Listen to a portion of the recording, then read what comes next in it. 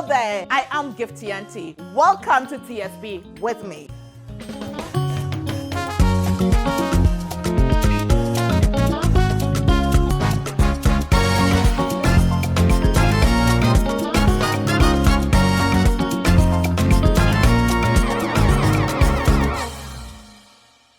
Hello there. Yes, it's me again. I am Gifty Auntie, and welcome to TSP with me. My guest this week is admired by many, but a lot of people don't know much about her.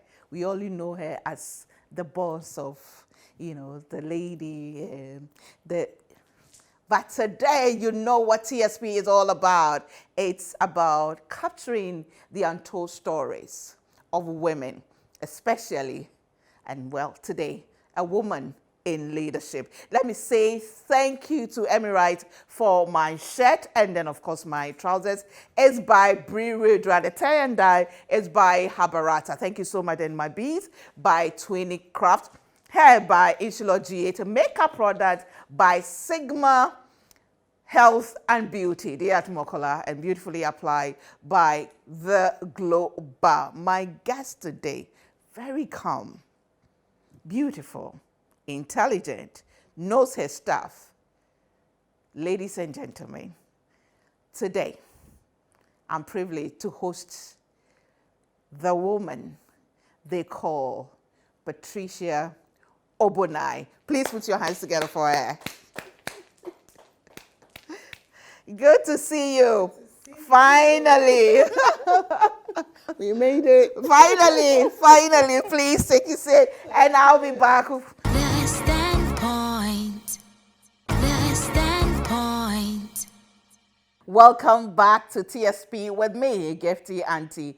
And I'd like to say thank you to Vena Mineral Water. Vena Mineral Water has a balanced pH level, all the right qualities of minerals in there and quantities. And of course, they are low in sodium. And then they believe in embarking on charitable projects like sharing love and then changing lives. Thank you to Bigo Drinks as well. We're so grateful to them and all our supporters. House of Food, Auntie Vera, thank you. Mrs. Ofori Poco and the family. Al Cuisine, Yep Cleaning Services, Juice Time. We are grateful to all of you. And of course, my beautiful plant from a very beautiful and spiritually filled garden. It's known as E-Garden, and it's called the Healing Place. You need to visit there. It's beautiful to get a plant for yourself. Auntie Akushika, thank you so much. My guest today is Madam Patricia Obonai, who is the Chief Executive Officer, CEO of Now Telecel, Ghana. Welcome. Thank you. It's good to have you. Good to see you. Looking lovely as always. Yeah, I knew. So I have to try and, look a bit casual so that I don't seem to be in the same space with you. But let me ask, am I speaking to Patricia or Patience? Since you introduced me as Patricia, let's just say I'm Patricia. Are you sure? Yes, I think we'll be able to last. I am Patricia.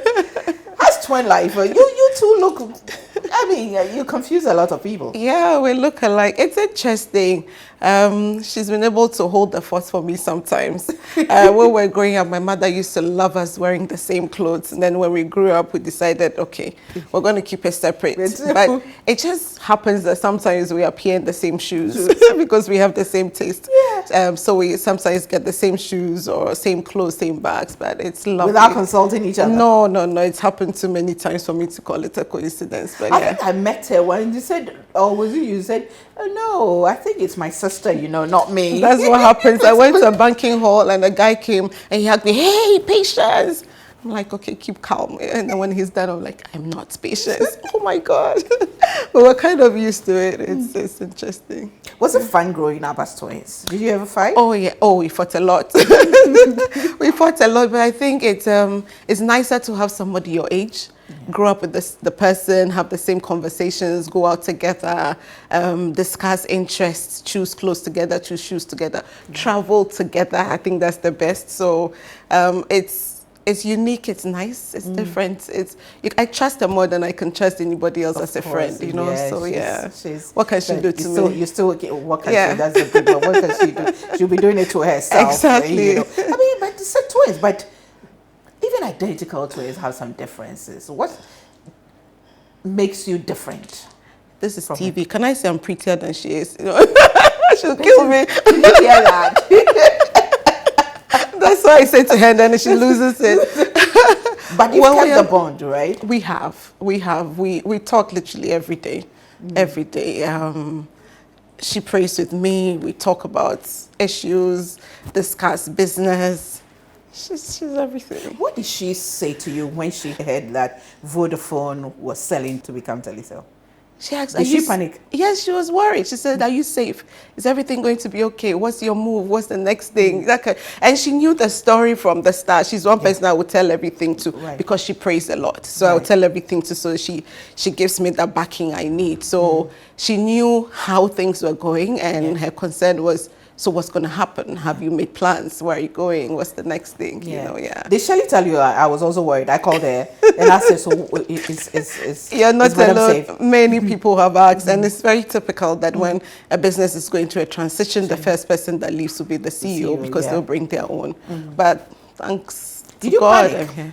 No, I didn't. You know, I had the benefit of sitting through the entire discussion, the entire transaction, whether we would choose this bidder or the other investor. So I had been through the journey with them, and both bidders had come to know me. So I think we built the relationship even before the deal was closed. So I would have sensed if they weren't interested in working with me.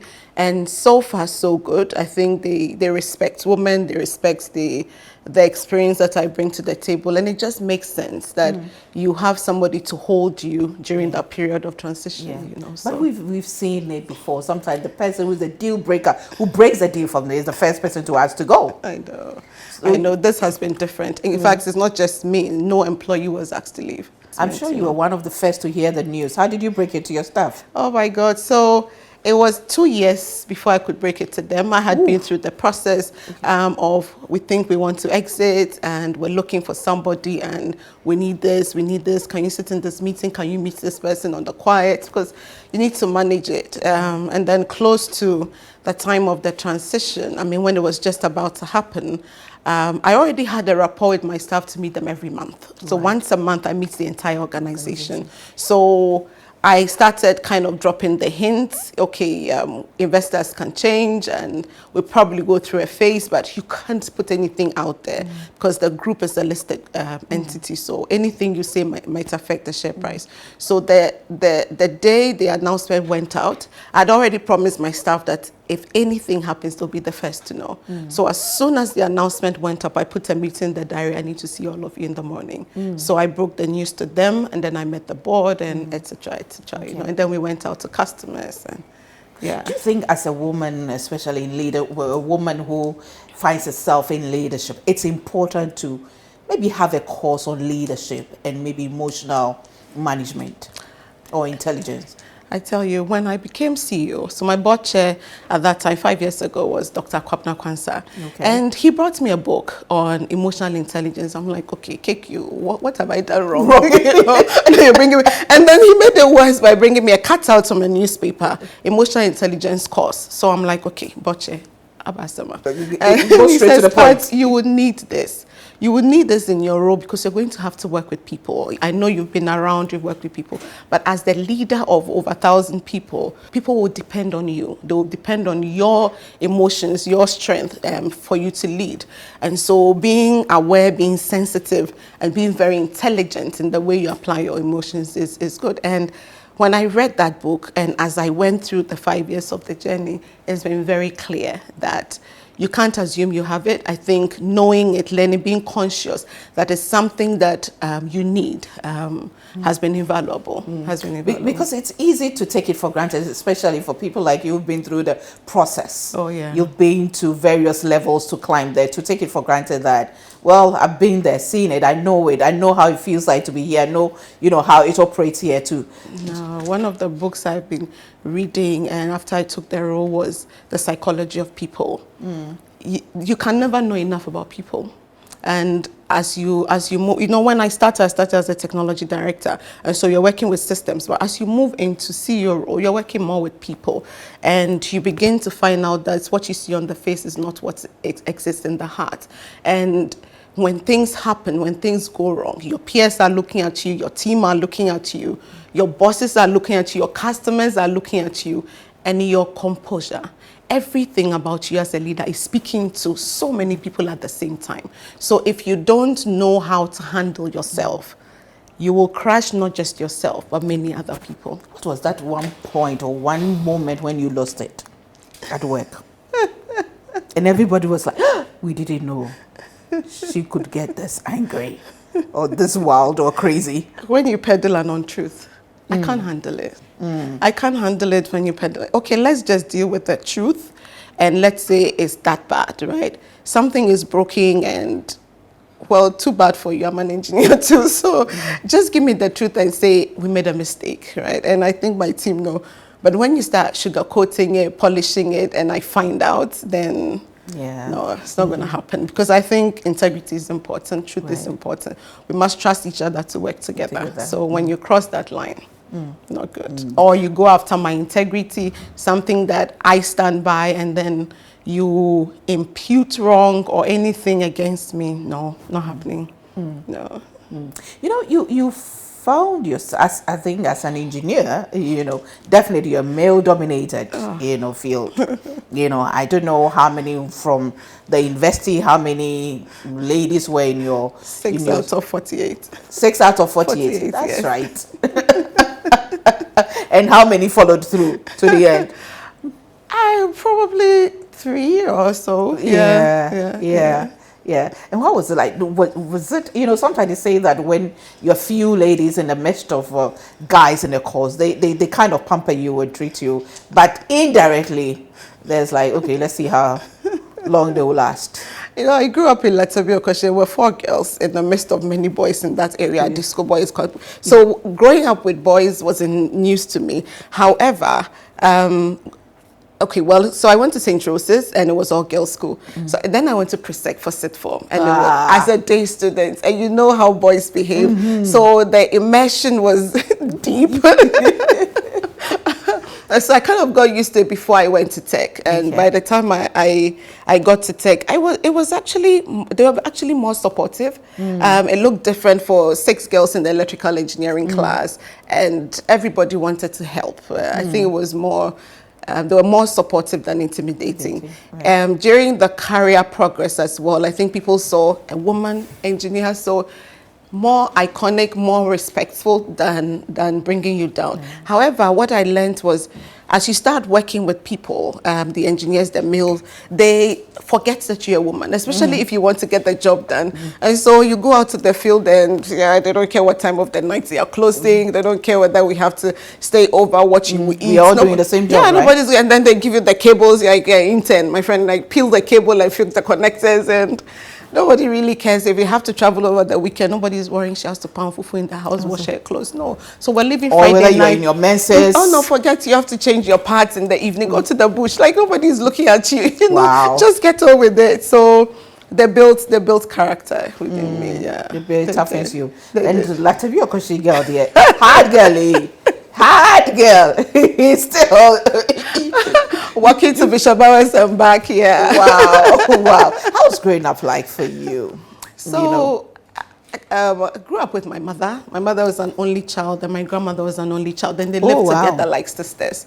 So, my father didn't live with us. I find consolation in that. My father didn't live with us. He was a chief, and he had 6 wives. So he had his homes, right? He had the main home, and so he would come in and go out kind of thing. So it was really my mom. And we were close because she didn't have any sisters. So it was just the 4 of us. We're 4 girls on my mother's side. So it was just the 4 of us and my grandmother and my mom. And we did everything together. Regular life. She worked at Bank of Ghana. So average family, we're very content. Grew up church girls, acting Christmas play, climbing trees. All the little things that, and it was a very open home. So all our friends, we didn't go out. It was They more had friends to come coming home. in. Yes, so every time. Very you find- protective mama. Oh yeah, I was like in a very subtle way, like, oh, mama, now for phone, bra. You know, but I think she wanted to see our friends more than we going out and not knowing what was happening. I think unfortunately, that's something we've lost now, isn't it? You're losing now. I we don't my even kids know don't the friends. go to the neighbor's house. No. We used to they- roam in the area, but now nobody does That's that. that. It protects them, overprotect them. Overprotect. So during your career progression, did you have female bosses? Did you encounter female bosses? I've had one. I've had one. So that's the CEO before me, Yolanda.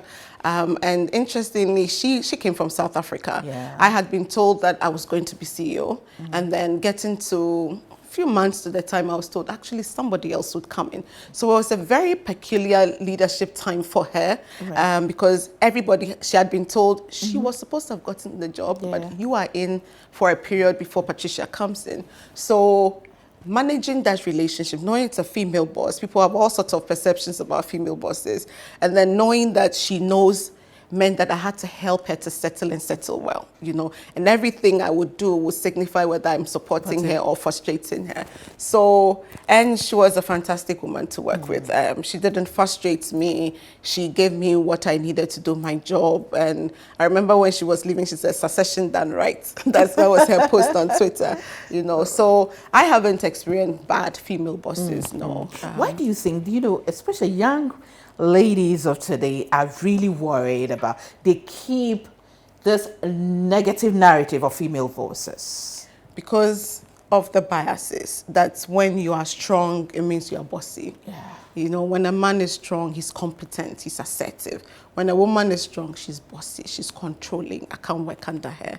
But they all want the same. They all want the best, they want quality. So we need to take, it's a myth. I think we need to take that mindset off. I have many women I work with, I have many male I work with. The important thing is that you show them respect. I think what sometimes people do is think that because you are the leader, respect goes out of the door, and that shouldn't happen. So the young lady shouldn't fear the female bosses. Because the narrative out there, it's just terrible, and it keeps progressing. I mean, you have generation keep saying that, and I don't know. They are afraid of the confidence of that woman, and also people think that just because you're a woman means whenever she wants to see you, you should be available. They would never do that to a male boss, right? They would book an appointment. They would call him, "Sir, please, can I come and see you?" But because it's a woman, they throw you into the motherly instinct straight away and expect that you'll pick the call. Exactly. You'll pick the call, you respond to her messages. And so when you try to straighten things out, and it's an unnecessary and unfortunate perception that shouldn't happen. Are you a boss lady? I am just a leader who's working with my people. I'm not sure what boss lady means, so I will not. I know there's a lady who calls me that boss lady. Yes, no. Originally, it's not supposed to be derogatory. It's not supposed to be negative. But somehow we've managed to turn it into something negative. That's an iron woman. Iron woman, with a cape. That's a boss lady. What's your leadership style? I'm very conciliatory. I'm very conciliatory, so I draw people in. I start with, I don't know anything. They don't believe me, but yes, I start with, I don't know anything. And so that makes it very welcoming to work with me. At least that's how I see it. And I like to listen. I have my opinion on literally everything, but I like to listen. And I realize that it allows people to open up, because that's how I learn as well, when people open up and they listen. One of the important things I've come to realize is that as you move up, I probably will start as a manager, so I'm getting things done. But as I moved up and became like that leader, my job was to influence people and get results. So if you have to influence, then I have to be somebody who builds relationships. And so I've spent a lot of time building relationship with both my internal people, which is my employees, and then the external. I remember during my interview for this role, my boss told me 60% of your time will be spent on relationship and stakeholder management. I'm thinking, really, boss, I have a telecom business to run. And his words have been true. his words have been true, because what you want is to be able to influence people and get outcomes. You're not going to do the job yourself. Exactly, yeah. So if you don't know how to strike relationships with people, you will not get deals. You will not get things done on time. People will not run because Patricia asked for it. You have to find a way of connecting with people. And that has been a very strong skill and a learning that I have used over the period. You know. What has been the greatest sacrifice you've made in terms of your career progression? Lots. I could write a book. You know, I remember. And we will get to when you are writing the book. So let's finish this one. I remember, so I've made many sacrifices when my kids are concerned, because I've had a career that compelled me to travel. Roles that I have taken demanded that I travel. So I tell you one, when I was in Tigo, so I worked in Tigo for 14 years. And as technology director, years, we were transitioning from 2G to 3G. So we had to choose equipment, vendors, etc. And I had my baby, my second boy. And I was told, the vendors are in and you need to be in the meeting to do the assessments with them. And this is a 3-month-old baby. And so I would sit in the meeting and I would go downstairs and breastfeed him. And then I'll come back upstairs and then every woman has a story. And the worst that happened is when I had to then go to Sweden to meet the same people, go to their factory and everything like that. Now my baby is 4 months. Breast is full, yeah. Breast is full, hard in my clothes. So it doesn't matter the winter jackets that I wear. My shirt just opens when I sit in the meeting, so I look like I'm wearing 3-4 things. Then I took my breast pump with me. So every evening I pump and I bin it. And this boy is sitting in Ghana and having milk. That must have been very emotional. I would never forget. I would never forget that experience. Sometimes when I stand under the shower, just open the water over myself and say, Lord, I hope this is worth it. You know. Yeah. Has it been worth it? So worth it. He's forgiven me. I've missed some of their graduation days and things like that. Boys grow up, they marry and they love the breast. I will tell him. And they love it because mommy stabbed them on the breast. I will tell him when I go home. Wow, that must have been tough. Oh yeah, that was tough. I still remember that experience, and it was a choice between taking care of my baby and getting work done. You know. Did you feel that you're being selfish, apart from the pain that you were, going through? Did you felt you were being? Did you have the mama guilt? I didn't feel guilty. I felt wasted. I felt like this was a moment that my baby should have enjoyed, and yet I was giving it away, right? But I was giving it away for the greater good. Somebody had trusted me enough to say, we need your opinion in that discussion to sign the deal. So it felt good, and yet such a sacrifice to make, and so it was just striking that balance and that confusion, like, okay, you pump it and pour it out. Oh gosh, for 1 week. For 1 week. Let me take a break. We'll be back shortly. Again, I say thank you to Twinny Craft for my bracelet, and my hair is by Inshilo G8, makeup product, Sigma Health and Beauty. They are Mokola and are beautifully applied by it's playing in my mind, yeah? I'm just imagining by the Glow Bar, and my trousers, Brie Dua fabric and the fabric apparatus, and then my shirt is by Emirates Fashions. We'll be back. The Standpoint. The Standpoint. Welcome back to TSP with me, Gifty Auntie, and thank you to E-Gardens, the healing place, the healing garden for the plants. Thank you so much to her. I'm grateful to House of Food, Auntie Vera and the team. Juice time from the farm to the factory to the bottle to the shelf. They are in charge of everything. So you can trust that it's 100% fruit juice. It's cleaning services. They make sure our environment is clean all the time. Alf Cuisine, thank you, thank you, thank you. And of course, Mrs. Oforipoko and the family. We are so, so grateful to them. So, we all know, yes, you're an engineer. But is that what you dreamt of growing up? I think I just followed my natural course. I know people love to take big books and read. No, please, just let's work the 2+2, underline it 4, let's move on. So physics, math kind of thing was my easiest path. Nothing one of those sophisticated. kids. It's just like, brainy please, ones. respect for all those who read a Sabri. lot of big books. I can't. Let's keep it simple. So I love the sciences. And so growing up, they'll tell you fixing the bulb in the house, things like that, the plug of the fridge, all those things were mine. So Even before engineering school, yeah, you were even doing before, all that. yeah. So I just did it out of a natural thing. Then I love my sciences. So choosing the course in school was, again, what I love is what I chose. And my mother was very open. My sister was the arts, so she did history, economics.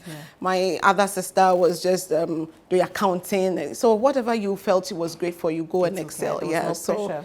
Yeah, and that's why I ended up with electrical engineering. And then even my internship, I actually started with a radio mechanic by the roadside. So I was in first year, and they kept talking about inductors, capacitors. I didn't know what this thing was. It was just drawing. So I went to a repairer in Latabia question, like, okay, vacation, I don't know anybody. I can't go and do internship, so can I stay by you? So when you open the old amplifier, it's not the old, not these days that I used, don't know. You open it and you see those small things, yeah. IC boards. Yeah, so he taught me how to solder, to join, repair. So I spent my vacation doing that. Wow. Yeah.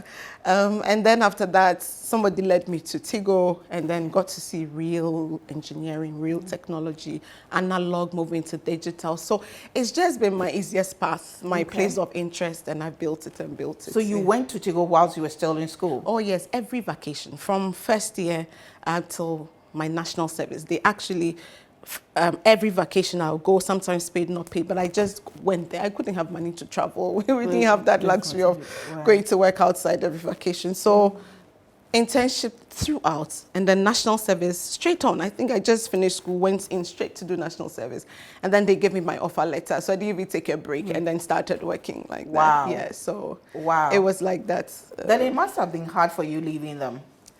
I cried. My boss's boss used to call me the NOC babe, like, well, you were born here, my dear. But the reason why I made that move, so I had grown from a planning engineer, planning manager, so network design, everything. I'd done the site building, traveled every border I know in this country. I traveled around, climbing all those things. And then climbing the mast and everything. Yeah, and then when I was promoted to technology director, so managed the network, etc. Then my boss said, okay, I need to add IT. So he added IT. And then after that, I was like, okay, so what's next? Then the call came. And I took that job, although it was a lateral move. So another technology director to technology director of Vodafone. And the reason I took it was because they had cable. So you remember Ghana Telecom have cables to your house, landline and fixed lines, and the Tigo didn't have it. So for me, it was a learning. I was going to do something different. I remember during my interview, they asked me, you don't know anything about it, so why are you coming? I said, but that's why I'm coming. Yeah, I'm coming because I want to learn. Your career move has to be about you. You have to be very selfish about it. You are going to learn. And also there, they focused on businesses. So connecting businesses was not something that we're doing strongly in Tigo. So again, that became two strong reasons why I wanted to take that job, and I took it. And it has been a phenomenal journey. So then for you, after school, your life has been with the telcos? Yes. Did you get worried about some of the younger generation of women who think that things must be easy, must fall onto their laps, right from school? I need to be able to buy a car. I deserve to be paid 10,000 Ghana cedis. I've studied, I've learned. But the CEO of Telecel was sitting by the roadside learning with a radio repairer. Choosing in Bulga whether it was dog meat or it was goat meat, and the boys couldn't be bothered. They're like, meat, madam, chew it.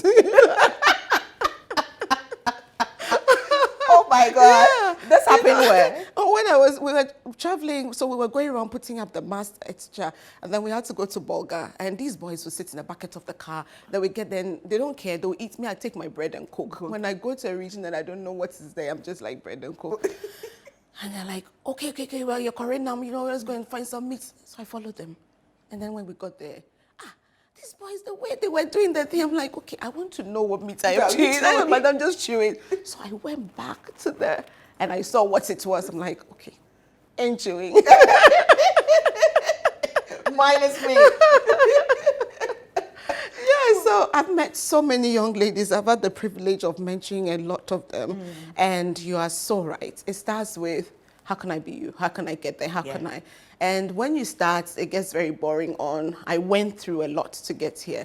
And you don't need to suffer what I suffered, but you need to pick the learnings. First 5 years of your career is experience building. You need to build competence, you know. Otherwise, what will happen is you come to the boardroom, you sit there as the leader. Sometimes you will get the role, but you have no depth.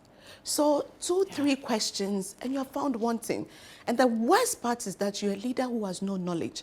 So you can't lead people. Your team tell you what they want and you can't challenge, you can't fire. You're always over-reliant on people because you don't know anything. So don't do it because you're doing it for somebody is slowing you down. You're doing it for yourself. You're building a wealth of knowledge and experience. They say knowledge and experience is wisdom. If you don't have that, don't bother taking a leadership role. Do you have time for family? I value it. I value it. I don't have time for everything. So my husband's schedule is worse than mine. He's also an engineer. He's a mechanical engineer. And as I'm speaking, he's at work. So we have 3 boys and weekends are sacrosanct. We value it so much. And then when we have to do family time, we have to go out. I love movies. I don't like the intense action movies because my life is action already. So I just want my simple Nigerian movie I can enjoy, you know. So lie on the carpet, get our Coke, get our popcorn. The day we want to buy food, we'll buy. The day we want to cook, we'll cook. You know, no stress. My boys don't stress me like that. So bless them. Yeah, if we have to go out, we go out, and we have to go and see my sisters. My sisters come out, we do sisters' night out. So my life around my family. Nobody should come near it. You know, I value it. Yeah. Let me tease you a bit. Tell me. Engineer, married to engineer. When you go to the bedroom, do you say technical language? Or we both leave it at the door.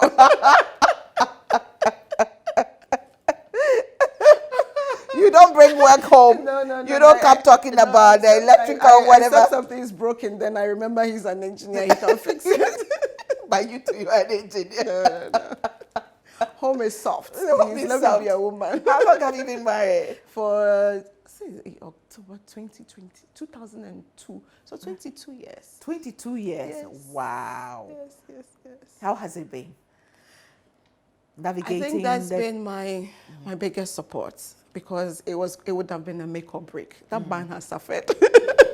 All my troubles, leaving my kids with his mom. So I lost my mom quite early, and his mom would move in and help take care of the kids. And when we lived in Tema, You lived in Tema? I lived What in Tema for a community? community. The one by the beach is what? 103. 53. 3, yes, in the snake flats. That's where I started my life. So we lived there for almost 10 years, and he worked in Tema. So I had to do the commuting. Yeah. So you can imagine when I took up the role in Vodafone and he said, we moved to Accra. You move closer to your job and I will do the commuting. I mean, that's huge sacrifice. Because where we were living was free from his company, and then we had to move into a place where we would pay. Right, and he was willing to do that. I didn't want to live in. He said, it's fine. Let somebody live in with us and help take care of the children. Okay. At a point, he said, you can stop cooking, we'll get a cook, right? So he's really, really made that journey much easier for me. I don't have to apologize for closing late. I don't have to apologize for traveling. I have to travel. It's like, when are you going? That kind of thing. That's been one peace of mind that God blessed me with. How did you know that this is a man who will make my life easier? I think we spent enough time not getting married to know. I think if you don't spend time to know the person, you will strangle. Yeah, so I met him first year, so 95, 96, thereabout. Okay. And we got married in 2002. So enough time to understand person, understand character, know his family, know his beliefs, what he stands for, what works for him, what doesn't work for him. I think he knows me pretty well. So getting married was a continuation of that friendship that we had built. So yeah, did you have, like tough conversations before you decided that boyfriend, girlfriend was a different one? But when the decisive moment came that we are going to, did you have that tough conversation with each other? Gifty, one of the things that we spent 3 weeks discussing was finances. We didn't even know that we were all going to get like leadership roles. But my counselor, we spent 3 weeks counseling just talking about finances. I had a very different way of looking at money, and he had a completely different way of looking at money. For me, I live today. He's like, okay, let's plan. We'll live tomorrow. I'm like, no, dude, we're spending the money now. Nobody knows tomorrow. Tomorrow is never guaranteed. And he's an only boy, and he has 3 sisters, right? Okay. So, and I'm all girls living with my mom. I haven't lived with my father. So we had 2 different homes, right? And just trying to understand each other, know what works. They eat on the dining table. We can sit in our hall and then we will eat, and eat, no fork and knife. So those little details make a difference. And one of the things we don't fight about is money. And I know it breaks homes, right? Yeah. But if we are able to deal with these things before marriage, I think it makes a huge difference in marriage. Yeah. Sometimes we don't take our time to talk about it, but 3 weeks of counseling on finances, yeah, it was worth it. Wow, 3 weeks talking about finances and communication plays a role. It does. It does continuously. If you don't talk, you know, there are many external forces, external things that happen, and he will hear things and I will hear things. And if we don't have a way of checking in, then you believe what you hear, and eventually it brews, and then it explodes. You find out you are talking and then you are angry within without knowing what the person has done to you. And it's because of external things that have come to you and you've heard and something somebody did. And so talking makes a difference. How does having your own money make you feel? How does it feel? Oh God. I would say that to every woman. You don't have to be CEO to make your own money, but I promise you, financial independence is something every woman should have. And my husband will preach the same to you. Financial independence is something every woman. The reason why women get beaten and stayed in marriage, the reason why they're treated anyhow and stay at the same workplace is because if I leave, what will happen? If you can answer that question, which means if I leave, I will survive. If I leave, I will not break. Then you will not die before your time. And it's running through many of the stories that I hear, whether it's through counseling, so postmarital counseling, people come and talk to you. And so you do counseling, you do postmarital? Yes, yes. And you have people trusting you enough to come and break down and tell you but underlining is why they can't let go of that job, let go of that husband or wife, and it's because of the overdependence. So for me, I hold it dear. It's not like I treasure money. I mean, like, what are you going to do? A bed and then a car and then a house. And after that, what? Mini clothes and shoes. What else will you do? Nothing. So I'm not craving for it, but enough to survive. I will ask every woman to make sure that kakra or the best survive it there. You must have it. Yeah. And how does it make you feel when you see some of your female staff, go through some of these things? And because of what you do, you can pick it up. Sometimes they may not tell you, but you can just pick it up. They come. I've worked for how many years? Almost 12 years in Vodafone and 14 years in Tigo. And the telco industry is so small. You either work for MTN, work for Tigo, work for us. So I know a lot of people. And the story remains the same. So it's heartbreaking when they come to you, and by the time you've probed, it's because of the overdependence, and it makes you lack confidence in yourself. You doubt yourself. You take everything that anybody does to you because you can't quit, even your job. The reason why you don't want to quit that job is because you don't know what to go and do. You haven't saved enough. Everything revolves around just that bit of independence, and I feel that we need to get our women, and that's why I met one person saying, I want to marry somebody who is rich. And I said, I don't have a problem with it, but just make sure he gives you that money. The fact that he's rich doesn't make the money yours. Money. You need to make sure you have something that you can call yours, because one day that line will be cut off. And how would you survive? How would you survive? Yeah. How would you survive? See, you're very passionate about that, and I Yeah. can, understand that. I believe your mother was like that. Oh yeah. And so was your grandma. She lost her husband very early. Early, Sold yes. everything She to had take to- care of her kids, and she didn't go borrowing from anybody. So she brought us up into, oh, my friend, whatever you would do to survive, you will go to school, you do everything you have to do to make sure you don't depend on anybody. Anybody, yeah. Yeah. Now let me ask you the question Patience asked you. What is next for you? Now, Telecel has, are we pronouncing Yes, it? it's Telecel, yes. They've confirmed you as Yes, CEO. yes. You've done so much with Vodafone, and now Telecel. What is going to change? Do you have to change your leadership? Do you have to change your goals and, perspectives and agenda? Do you have to do that? So Because you have new bosses now. yeah. So way of working is different. Vodafone was a big corporate listed organization, had ways of working, right? And then Telecel is young, entrepreneurial, now building their brand, now doing acquisitions. They've done 2 acquisitions in West Africa recently and announced it. So their mindset is very different. Let's do it today.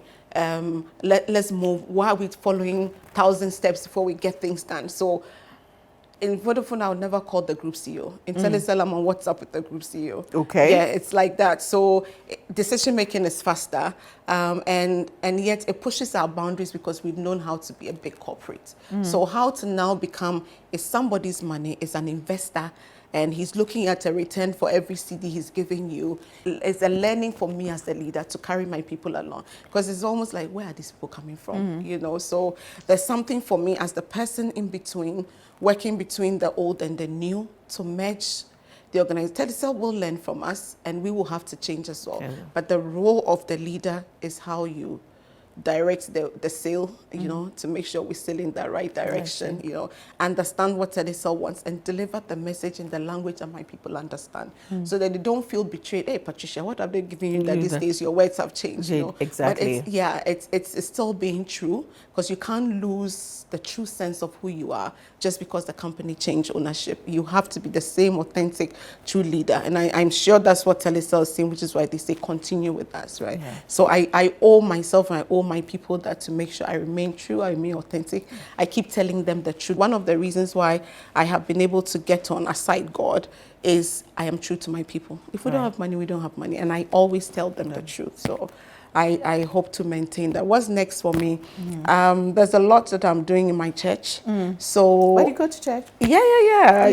Where? From Restoration Community Chapel. Okay. We're based in Nadabraka, and then we Okay. moved to Amraya. So there's a branch in Nadabraka. Okay, But I moved to Amraya initially to help settle, but I found out that actually You got that's where stuck there. ministry is. Yeah, because you have true stories of 2 women that you get your hands into the real work of ministry, and I've stayed there for over 7 years now. I drive Okay. from Accra to Amraya every Yeah. Sunday to Wow. work there.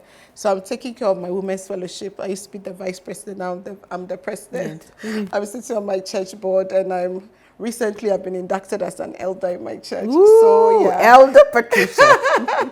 So there's So to be Lady Reverend. I believe that there's work to be done in my next step. There's a lot to be done around ministry and what God wants me to do. Yeah. But in corporate, I believe He will speak. I know He's kept me in Telecel for a reason, and that next big thing will happen soon. So yeah, we wait to see. He's always been a very amazing God in the way He does things. Amen, So, yeah. amen, and amen. So how do you prioritize church, work, wife, mother, women's, role model, mentor, and you have to have all these caps you're wearing it.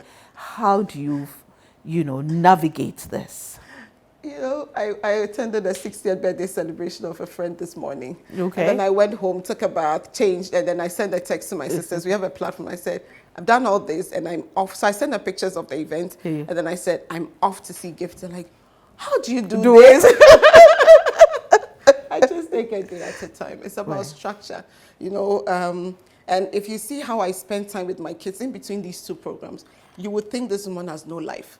Because we sat, we ate, we bought pizza, we ate, we had a drink, and then they were watching a movie, and then I sneaked out and then went to change, and then I'm off. So you put structure around the things you do. Don't get overwhelmed. Be bold enough to cancel appointments if you can't make it. And then in the morning, I'm going for the party. In the afternoon, I'm spending time with the kids. And after that, I'm going to see Gifty. In the evening, it's free. Yeah. You know, so don't overload yourself. So you plan it, structure it, and then take a day at a time. I think we put too much stress on ourselves. Yeah, so it's very important to make time for yourself. Yeah. Oh yeah. Nails done. Hair done. Ooh, yeah. yes, yes, yes. Oh, small life pet. Yeah. Open life pet. Yeah. Oh, thank you so much. This has been really enlightening, you know, very educative and revealing as well. I have learned quite a lot, you know, not just about you, but about life as well, you know, how to take it one day at a time and how to be able to dirty your hands without feeling that you are being looked down upon or you are being disrespected. You know, my final question for you is, as a leader in position of authority, how do you set the boundary? Because I've had people say, well, Gifty, you're too open. You have to set the boundary. You have to do this, that. Is that I'm confused? How do you set the boundary when they say that? You know, you define your own boundaries. So people like to define boundaries for you. You know, and what works for the other person will not work for me. So what I would define as a boundary is if, for example, Sunday afternoon, randomly you just like, I'm at your gates. No, you can't be at my gates. You've crossed the line. Right, yes. So, I'm tired. I need to rest, you know. Our family to spend time with. And sometimes setting the boundary means as you're going to offend people. It's going to be painful. But if you're not bold enough to do it once, people will always cross. You know, so very clear about what can be done and what should not be done. If I go into it, we won't close now, but what can be done and what should not be done. You know, that one you keep a straight face and say, no, I can't do it. And that's it. Yeah, that's it. It would offend a few people. Your in-law will be offended, but like you need to draw the line. Somebody was calling me, I need to come and see you, and I said, we don't need to meet. Can we talk? Then when we are clear that this requires a face-to-face, and the person sitting by me cringed like, did you just say that to him? And I said, yes, I did. Yeah, because the reality is that after 5, I can talk to him on the phone because I've just closed from work and I'm on my way home. But setting that meeting means I need to squeeze things, have a back-to-back the following day, and I will be under pressure for nothing. So and actually it was just a 15 minutes discussion and I had to direct him to somebody else. I wasn't going to be useful in that conversation. But you're afraid, you can't say no and no. God bless you. God bless you. The next time I get you, we are going to go into counseling. What should go into counseling? Okay. What is supposed to be discussed? How is it? Because these days a lot of people are skipping counseling, you know. Yeah. And because they say it's boring, they teach nothing. Big mistake. They'll give you everything. Big mistake. But that'll be another conversation. Anytime. Thank you so much. Pleasure. God bless you. God bless now you your too. final word to that young lady watching you. Dear young lady, there's so much power in you. You have already been built. You are created in God's image and likeness. So there's nothing more to add than to add knowledge and to add experience. The more you add knowledge, the more you experience life, you become wiser. So do not put so much pressure on yourself. Please acquire knowledge. Anything you can find, just add knowledge to yourself. You're making yourself better than you were yesterday. The sky will be your limits. Don't forget God. People don't come to work with anything at all. They come with God. They come with their fetish. They come with so many things. Do not walk alone. I have walked with God, and it's been a fantastic blessing to my life. So go with knowledge, build experience, acquire wisdom, but by all means, walk with God. And I've been talking to Mrs. Patricia Obonai, and it's not Patience. She assures me that it's not Patience. This is Patricia. So I believe it's Patricia. Maybe one day we'll be fortunate enough to have both of them, you know, to be on this platform to have a discussion. I'll be back with a moment with Gifty. People are amazed, for instance, that at my level, now I am a whiz on the computer. Excel, Word, PowerPoint. In fact, I teach it. Right. But I had bosses who didn't even know how to turn on a computer or send an email. And I would say, I don't want to be like that. And they were wholly dependent on other people.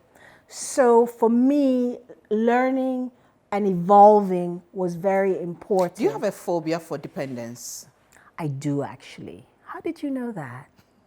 How did you know that? I just picked it up from your conversation. But yes, I You do. have a phobia I for dependence. absolutely do. And again, I can hear my grandmother's voice in my head. Her and I were very close growing up. Yeah. In fact, as young as the age, I have memories as young as the age of 5, going with her in Bermuda. She had lots of properties that she rented. And she would take me along, and she'd always be telling me about, a woman should have her own money. A woman should, be able to take care of herself and her family if she has to.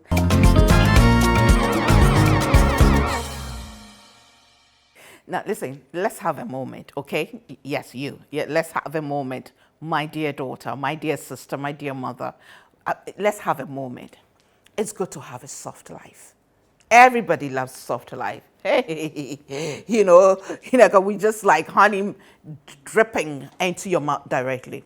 But having a soft life doesn't mean you must not work hard. Having a soft life doesn't mean that you should not have an ambition. It does not mean that you should not have a goal, a drive, a purpose. You must not, desire to make an impact. Having a soft life doesn't mean that you have to be overly dependent or even dependent on somebody else and have a sense of entitlement. Having a soft life includes you working hard for your own money to make yourself feel good, to give yourself a treat. Being financially independent, being financially liberated, being financially empowered as a woman. There's nothing compared to that. I don't know what you think, but being able to walk into a shop to buy something for yourself. Yes, when it is given to you, of course, why not? But that is when you know that you can do it for yourself as well. When you know that you can strive to get it as well. So yes, desire for that soft life, young lady. Desire to achieve that, but also be ready to work hard.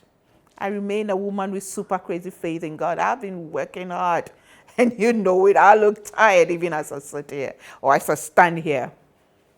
But I know that it pays to be financially independent. God has given us wisdom. Let's apply it.